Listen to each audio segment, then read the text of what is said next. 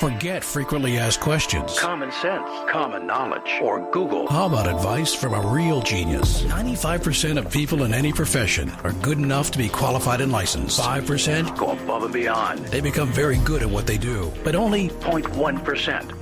are real geniuses. Richard Jacobs has made it his life's mission to find them for you. He hunts down and interviews geniuses in every field: sleep science, cancer, stem cells, ketogenic diets, and more. Here come the geniuses. This is the Finding Genius Podcast With Richard Jacobs. Hello, this is Richard Jacobs with the Finding Genius Podcast. I have Simon Roux. He's a research scientist at the Berkeley Lab. We're going to be talking about viruses of microbes, phages. Mm-hmm. So, Simon, thanks for coming. Thank you for having me. Yeah. If you would, tell me about your work and what you do. So I am technically a research scientist at the Joint Genome Institute, which is part of Berkeley Lab. And in there, I'm part of the metagenome program where I lead the newly funded virus genomics, which is a very long way of saying I am using what's nowadays called omics data to look at viruses in the environment.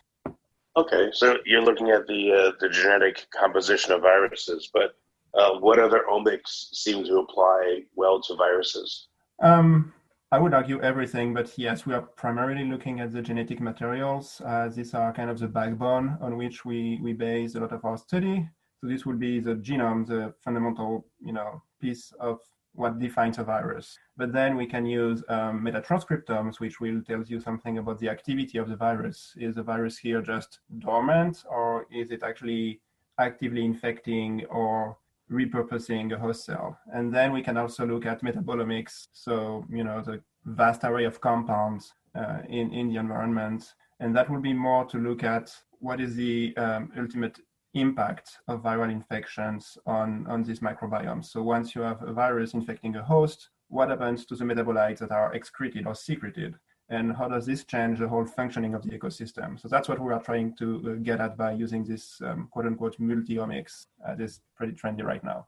I know viruses are supposedly passive until they attach to a receptor on a cell, but do viruses have a metabolism? Do they utilize sugars to open themselves up and gain entry to a cell and carry out activities? Or how do they, I don't know, they're strange. So as far as we know, they don't really have a metabolism outside of the host cell.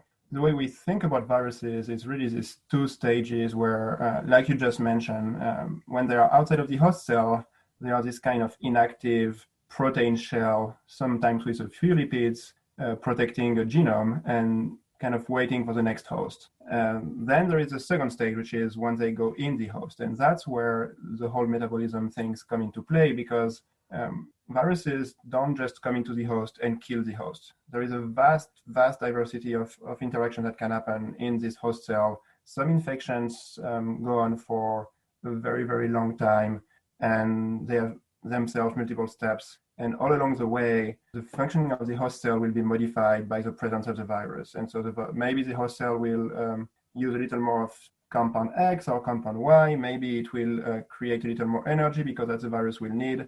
It's really a full-on reprogramming that the virus is doing to the host cell to its own interest. But eventually, this will have an effect on the whole microbiome. Can you tell by sequencing a virus, phylogenetically, what it will be like? Can you tell what it will do to a cell? Is there a data bank of viral DNA or RNA? How extensive is it so far? So we are building it actually. So the reason why we are not there yet, in part, is because it's very, very long and complicated to obtain a cultivated isolate, I should say, of all viruses. We are talking numbers like astronomical, like really in the very first sense of the term. I think the number of virus particles on Earth is something in the order of magnitude that the number of stars in the galaxy, or maybe even more than this. I mean, it's really massive diversity on Earth. And so getting all of these viruses in the lab with their host and having them grow is a nearly impossible task. So what has really changed is this omics approaches where we can go into an environment, sequence what's there, and then from this pool of sequences, we can identify which ones are viral. And that has really changed our view of what you just described, like this, this global database of virus genomes. And just to give you some numbers, we went from having a catalog of something like a few thousand virus genomes about 5 to 6 years ago to the latest release of our own JGI database, which will include more than 2 million virus genomes. And so we have this massive exponential growth, and we are not seeing, the end in sight, basically. Like, we will keep discovering new virus genomes for the foreseeable future. I would say at least for the next 5 years, we'll keep just building and building this massive database of virus genomes as we sequence more and as we go to different environments. How many different viruses do you think there are? Like hundreds of millions or billions, or not that many? Yeah, probably tens of billions. My best guesstimate is basically, so far we have at least a few viruses for every single species on Earth that we have looked at. So like if you have a cellular species somewhere, you have at least one virus infecting this species, if not more. So then you can, kind of assume that there will be more different types of viruses and, types of hosts. And we already know, if you count all the diversity of hosts, including microbes, these numbers are in the, billions of billions. So yeah, it's incredibly large. And then I guess there's some viruses that have proviruses that prey on them, so that expands it even further. Yeah, that's a very unique and peculiar situation with giant viruses and the viruses that seems to be attached to them and infect them. We're still looking in this kind of virus dynamics. That's a very, very new part of the field, I should say. This idea that viruses can interact with other viruses when they co-infect the same cell. So we are still looking at, what type of host will be most likely to host this kind of interactions, and what type of viruses will be most likely to engage in this type of interactions. And then you can also look at whether these interactions will be antagonistic or synergistic. Some viruses actually just piggyback on another virus cycle without really harming it. Some, like the virophages and the giant viruses, seems to actually lead to a decrease in the big virus cycle. So it's really just antagonistic at this point. So that's where we got this virus infecting another virus. But other seems to be synergistic. Said otherwise, the co-infection is better for both viruses than individual infection. So we have this whole range of potential interactions between viruses. We are just starting. Oh, well, what are some of the viral interactions you've seen? Is it like are they using cells to do like some kind of viral quorum sensing? We have seen some of it, and that's also relatively new. Part of the sensing that the virus needs to do once it infects a host is basically trying to understand or decide what is the best strategy to go through. A virus infecting a host can, or at least I should say some viruses can go through different infection types. They can go to the lytic infection, what's called the lytic infection, which is let's take over the whole cell, create new viruses and kill it. Or they can go to more chronic or lysogenic infection, which is more let's reside in the cell and let it go and grow and divide, and maybe later we'll go through the all-killing thing. And so making this decision is probably has to do with things like resources available to the cell, but also what are other viruses doing around it. So it's this kind of classic, predator or parasite paradox, where the parasite, in this case a virus, will eventually kill the host, but it also needs to be sure that there is another host next to it, or at least there is another host at one point. Otherwise, both are doomed. Yeah, I'd heard that viruses can change from lytic to lysogenic and back and forth, depending on the host conditions. If things get bad, it's like rats abandoning the ship, and then they say, we're out of here, forget it. And they start killing. Yeah, so that's the main regulation we know about, is basically it seems to be stress. So if you are a virus and you are lysogenic, meaning you are in the cell and waiting for things to happen, if your host cell gets stressed, and stressed in a broad sense, it can be nutrient stress, it can be UV, it can be any chemical stress, then there are some regulations that will trigger your lytic cycle. And like you just said, it's just like, this ship is sinking, let's just take the most out of it and just get out of it.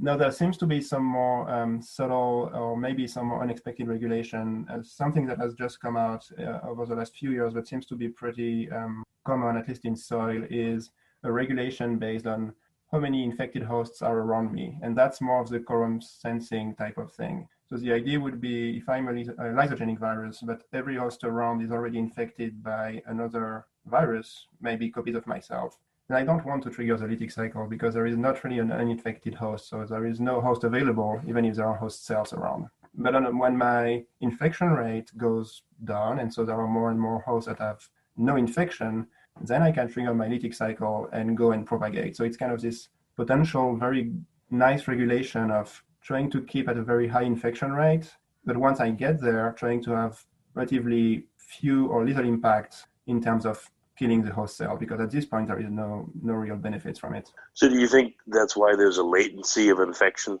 Someone can have a viral load and they don't appear sick until all of a sudden they're sick because of this quorum sensing? I think that's definitely at play. And we definitely see some dynamics that would suggest possible in nature. We recently have been surveying the phage host pair in a lake for which we have more than 10 years of metagenomics data. So that's a very, very nice system because you can go back in time almost and say, okay, here is my phage host pair in 2018, but what did it look like in 2005? And what happened in between? And how do the abundance of both the phage and the host change? And one thing that came out of it was some virus and host seems to be engaged in an extremely stable interaction, I should say. And by that I mean we are at nearly 100% infection rate, as much as we can estimate. So basically we have as much as the virus, as much as the host in any sample. And neither the host or the virus seems to be really changing that much across multiple years. And that's something that was surprising, because when you think about viruses, you think about, fast changing arms race, things like, there is an infection and then there is a defense and then there is a counter defense, and, things just keep like changing over and over and over again. But it seems like some latent viruses can just enter some very stable interaction with the host over, like I said, just multiple years in this case, in this one lake. Do you think that it's always a parasitic relationship, or it could be mutualistic? The virus is benefiting the host in some way? That's a good question. It's most likely that viruses exist along this gradient from mutualistic to parasitic. Fully mutualistic viruses are probably relatively rare. The closest we have from this is probably these phages which infect bacteria and are called filamentous phages or inoviruses. And these are pretty special because what they can do is they can replicate and create a new virion without killing the host cell. They have a mechanism by which they can extrude their genome and form a new virus particle, which will be infectious, but the host cell remains intact. And so in this case, at this point, we are really at like as close as mutualistic as we can when these viruses also provide some fitness advantage to the host, which some of them do. So that's probably the extreme of the range in terms of going as mutualistic as you can for a virus. Well, what if they, you said you're looking at omics. What if they allow, a host to take advantage of a certain metabolite or, change its gene expression so that it can exist in its environment better and function more properly? So that's the kind of things we're looking at. So far, we have not seen, the clearest examples we have is actually not from the environment, but from human health. And that's because, of course, we have looked at these systems in much greater depth. But what I'm thinking here is situations where the virus is conferring toxicity to the bacterial host. So in that case, bacteria is relatively benign, but then phage and the latent virus encode genes that can confer toxicity and provide toxicity to the host. And that means the host will fare better because now it can either infect a larger host, or it can, for instance, kill other bacteria around which they compete with for resources. So that's what we have looked at so far, or that's what we have found so far.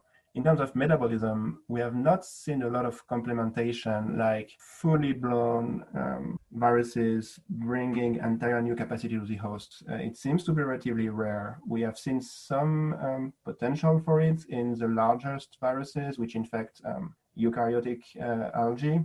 But in bacteria and phages, We have not seen that much. And so far, what we have seen in phages is mostly cases where the virus wants to tweak the metabolism of the cell. So not so much confer a new ability, but maybe, change the regulation and make it go more towards that pathway than this other, or maybe, changing the rate of the reaction as well. Cells are very controlled and highly regulated mechanisms, which are, evolved to be stable and be able to sustain through full growth cycle and divide and so on. And the virus doesn't care that much about this regulation. The virus typically wants a lot of energy and a lot of basic components to make more viruses, and they want it right now. So there is, as far as we can see from now, a lot of resources involved into making sure that the cell is tweaked and provide all the energy it can at the exact moment the virus needs. Yeah, but do you see that? Do viruses act like jealous girlfriends? When other viruses come around, do they help the cell to keep out other viruses, or to to act in such a way as to protect their relationship? Correct. No, that's definitely something we have seen. Like I was saying, prophages or phages conferring toxicity is one big part that we have seen, but phages conferring resistance to other phages is definitely something we have seen. So it's a weird mutualistic relationship, right? Because eventually this phage, which is conferring resistance now, will kill the same host cell it's helping. But for a time at least, it will be mutualistic and it will be helpful for the host cell because it will, provide this protection. If you like this podcast, please click the link in the description to subscribe and review us on iTunes. So what are you focusing on phages that affect bacteria, or are you looking at viruses that affect humans? What's your focus? So we are looking at, phages infecting bacteria, viruses infecting archaea, and then we are also looking a little at viruses infecting protists. So because of the way we work, we are not looking at human viruses or animal viruses or plant viruses at all. Our focus is really, and that's what I call this, is viruses of microbes, for lack of a better term. But it's really viruses infecting all of microbial life. Eventually, it will have impact on humans and animals and plants because we all live in very close relationships with microbiomes. But we are really looking at the viruses infecting these microbes rather than viruses. Do Archaea or Protists, do they form complex structures like bacteria do, like biofilms and things like that? Oh yeah, and there are mixed archaea and bacteria or protist and bacteria structures. Yeah, you can have biofilms, you can have massive blooms, for instance, of eukaryotic protists in the ocean that are so big you can see them from space. So have you looked at viral dynamics when there's a biofilm versus individual cells? And do you see any key differences there? Or? So biofilm do make a difference, and more generally, there is this growing understanding that spatial structure and super fine scale spatial structure will be a key driver of virus dynamics in a system. No, we still are somewhat struggling with being able to investigate and explore this impact of spatial structure because we typically have methods that are disruptive, right? We take a gram of soil and we just blend it together and sequence everything from it. Within this gram of soil, there was tons of small pockets and places where there were viruses, plus places where there was just a biofilm and no viruses, this kind of thing. So we are still kind of in the process of developing approaches that will eventually let us address this more. But definitely, and biofilm is a big part of it. Biofilm is actually sometimes a resistance mechanism in the sense that viruses are physically prevented from accessing the inner parts, and that's where the bacteria or the microbe can just grow free of viral predation. So it's definitely something that's important in nature. We just can't really address it very well right now. Yeah, I would think that in a given population of bacteria that they would have a heterogeneous infection. Some would be infected with a certain phage, others would be infected with.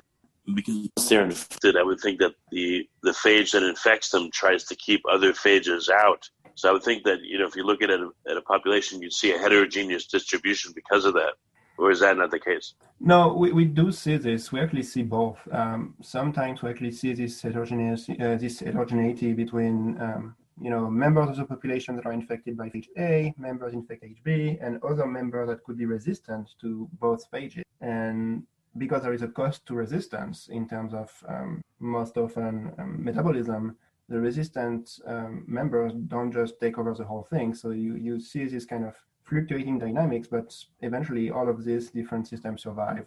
And sometimes we see one population being fully infected by this one phage. That's it. So we definitely see both. We think that's also something that has to do with what's called life history trait of the host. So in essence, host population that go through very strong bottlenecks where, there will be like stark reduction in population numbers and then very quick and big expansion. Think of something like a blooming bacteria or also pathogens in the human system. Bacterial pathogens will start from a relatively small numbers and then just like grow very quickly. We think these hosts are more prone to be infected at 100% or almost 100% by the same kind of phage. And so in these cases, you would have more of a homogeneous infection, while populations that are more diverse initially and don't go through these bottlenecks, and that's, things like cyanobacteria in the ocean, for instance, we see a lot of diversity in both host and phage. And so this seems to be a more heterogeneous system. When you have a system, I don't know if this has been studied, that has a heterogeneous infection, how different are the bacteria? If they're the same strain, but they're infected by different types of phage, does that make them very different? Do they interact in the same way, or does it change their interaction? That's a good question. As far as I know, this has not been studied very much yet. There is a theoretical, at least, framework that would say, in theory, phage predation could eventually drive speciation within microbes. So say otherwise, because part of the population will be infected by phage A and other will be infected by phage B, this will trigger changes in both hosts and viruses, and with time, they could differ so much that they will become two different populations. That has been kind of looked at very quick or, on short scale, but we are still not fully understanding and, in a quantitative manner, how this process actually happens and where and does it actually drive speciation. Yeah, it's very complicated. How many, I know it depends on the strain, but how many different phage have been observed to interact with a given strain of bacteria? Was there one in particular that's been studied a lot and, many different phages characterized? So there is one case where, and I need to tell the story because there is a background here which is very interesting. So there is a program called phage, which is with University of Pittsburgh and HHMI, if I remember correctly. The idea here is I think it's a full semester of undergrad where the idea is, okay, it's a 2 semester, sorry. It's a discovery-based undergraduate research course. So University of Pittsburgh sent or can send to undergrad classes around the world some hosts, and in this case, they use Mycobacterium smegmatis, which mycobacteriums are found in soils very commonly, so they're pretty common soil microbes. And then during the 2 semesters, students go through the process of, sampling some soil or wastewater or, any sample they want, isolating phages from this environment, and then characterizing this phage, including sequencing and annotating their genome. That's a very successful program. I think it's an absolutely great research course for undergraduate, but the follow-up from this is we have a lot of isolates for viruses or phages infecting this specific strain of Mycobacterium. That's, kind of on an insane level where no lab could have done this. And clearly there is a pretty broad diversity of phages infecting this one single host. So there are a number of questions around this. One is maybe some of these phages can infect this host in the lab, but it's not the quote unquote real host and it's not the only host. So, maybe it can infect this strain, but when it's in the soil, it's actually infecting a different strain and it's much more efficient. But, if you just push them together in the lab, it still works.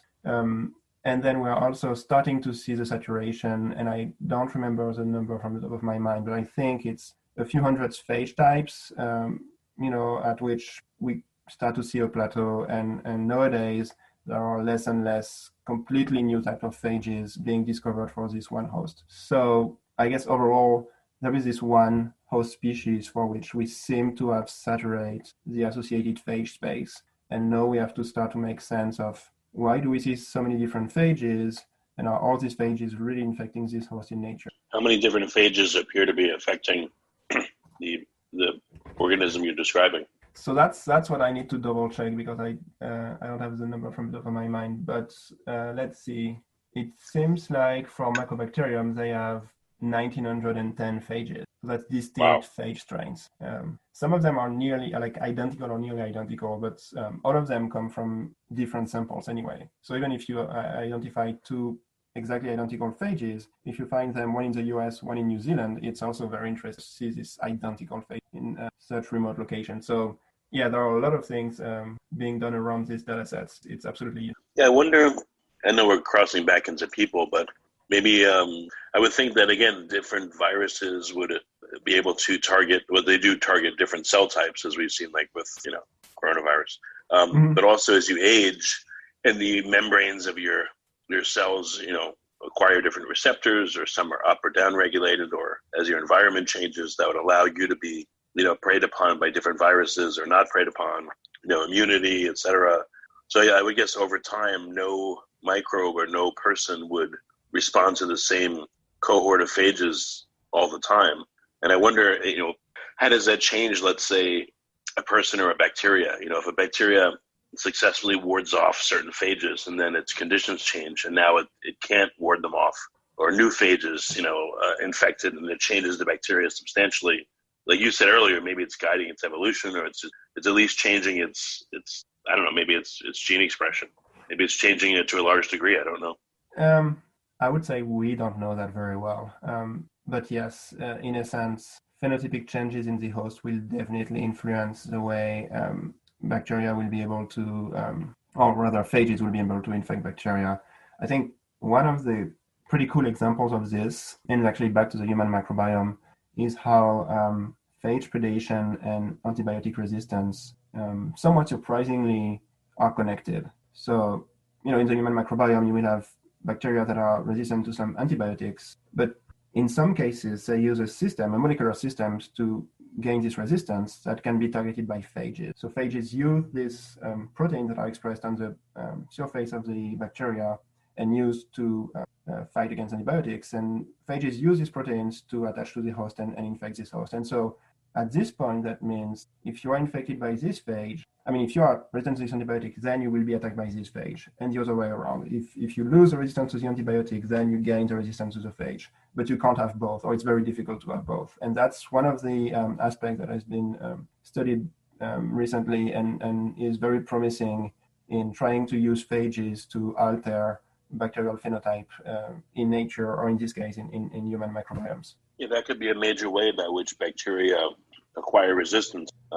If I take an antibiotic and that predisposes a certain bacteria, if it doesn't kill the bacteria in me, a certain one, but it predisposes it to phage predation of a phage that didn't attack it before, maybe that phage confers resistance, because now it can infect it and it can provide the resistance to it. So maybe that's a dynamic that we're not seeing. Yeah, that's definitely something that is being explored as far as even therapeutics. Antibiotics have been great for us, but have also shown their limits recently. Phages, as infectious agents of these bacteria, have tremendous potential to help us mitigate these bacterial infections. And clearly there is a complicated interplay between what will be antibiotics, what will be engineered or selected phages, and also what is the human immune system, like the patient immune system is also interaction. So it's not early days, but it's still being worked out, let's say. But pretty clearly, there are some promising results in that giving antibiotics coupled with specific phages that would target bacteria that can gain resistance to the antibiotic works better than giving the antibiotics alone. Yeah, I guess people have the microbiome, but they also have a virome. Mm-hmm. So do bacteria have a phagome? Is that what it's called? Has anyone described it as such?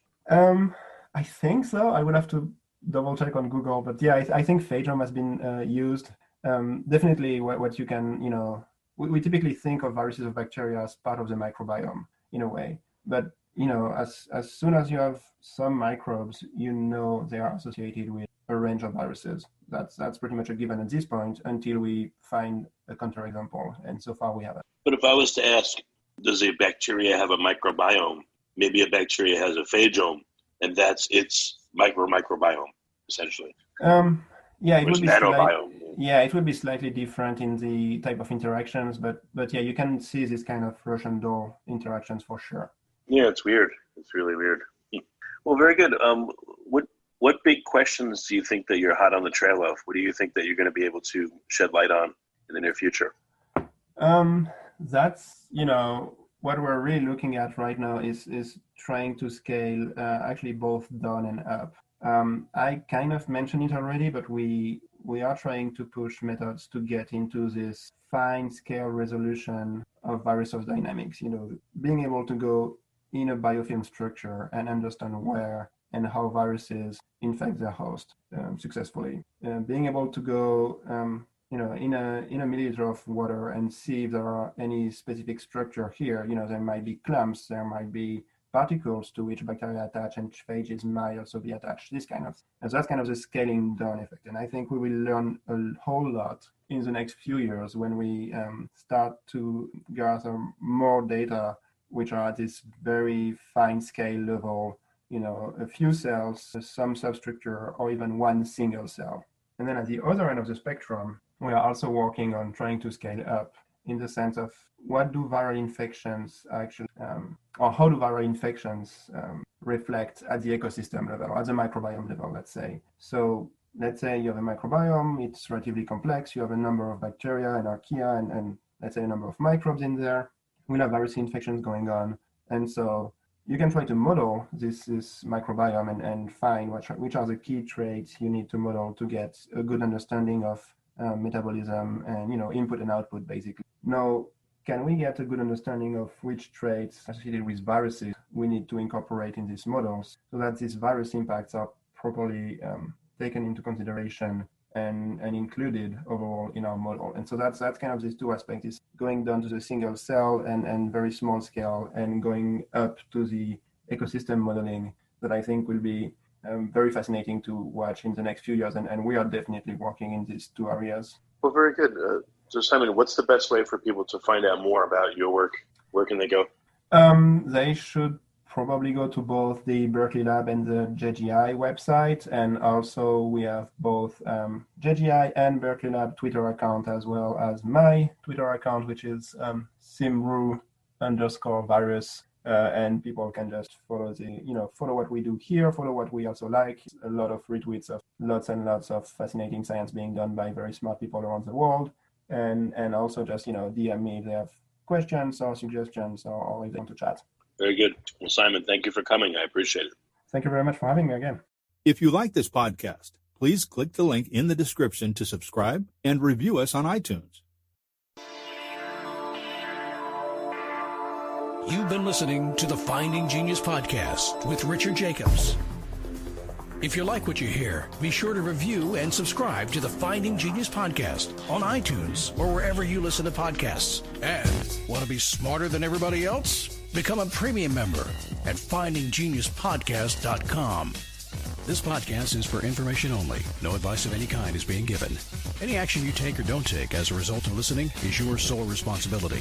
Consult professionals when advice is needed.